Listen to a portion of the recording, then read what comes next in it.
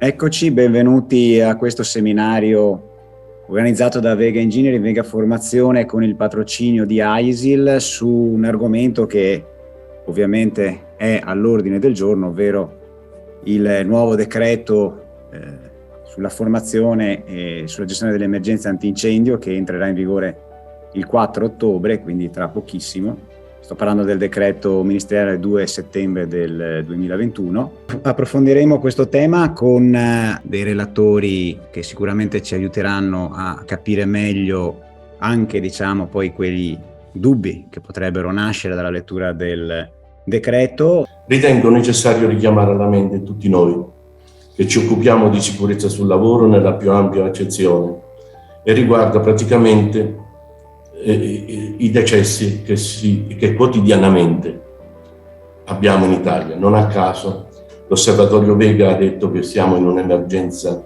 di morti sul lavoro e questo ci deve far riflettere, tant'è che noi come AISIL da tempo ci sentiamo impegnati a colmare un atavico ritardo che riteniamo tra l'altro persistere da parecchio tempo e riguarda l'organizzazione della cultura della sicurezza. Come sapete i decreti sono 3, quelli che sono usciti nel settembre dell'anno scorso e che poi vanno sostanzialmente a sostituire completamente il vecchio, usiamo questo termine, decreto 10 marzo 98, sono appunto il decreto dell'1, del 2 e del 3 di settembre.